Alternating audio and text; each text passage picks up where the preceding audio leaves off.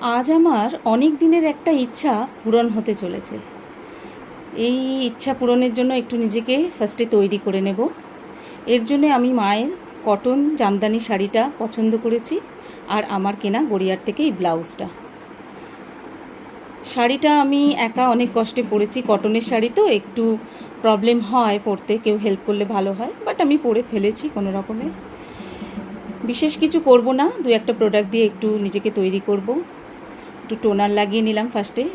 স্কিনটা ক্লিন করার পর একটু টোনার লাগালাম। টোনার লাগানোর পরে তোমার একটু সানস্ক্রিন লাগিয়েছি, যেহেতু আমি দিনের বেলা যাচ্ছি সানস্ক্রিন লাগিয়েছি। একটা কনসিলার ড্যাব ড্যাব করে মুখের ওই জায়গাগুলো লাগিয়ে নিয়েছি, আন্ডার আই অ্যান্ড চিক্সের কয়েকটা মানে খানিকটা পোর্শন লাগিয়ে নিয়েছি। লাগিয়ে নেওয়ার পর কম্প্যাক্ট দিয়ে ভালো করে সেটা ফেসের সাথে সেট করে নিয়েছি। এরপরে একটু কাজল, মাস্কারা আর আইশ্যাডো আমি লাগাইনি, আমার ব্লাশটাকেই আইশ্যাডো হিসেবে চালিয়ে দিয়েছি, আঙুল দিয়ে ফিঙ্গার দিয়ে জাস্ট লাগিয়ে নিয়েছি।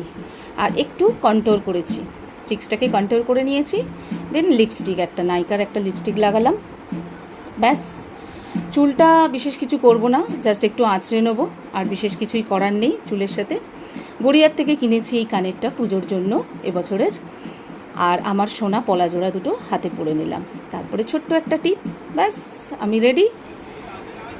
এখন আমি যাচ্ছি আমার বাড়ির কাছের একটা রেলওয়ে ফুটব্রিজের ওপর থেকে। ফুটব্রিজটা ক্রস করেই ওপারে গিয়ে একটা রিক্সা নেব আর পৌঁছে যাব আমার গন্তব্যে। সেখানে গিয়ে আমি যে ফটোজ আর ভিডিওগুলো শ্যুট করেছি সেগুলো তোমরা দেখতে পাবে আমার নেক্সট ভিডিওতে। এখন টাটা।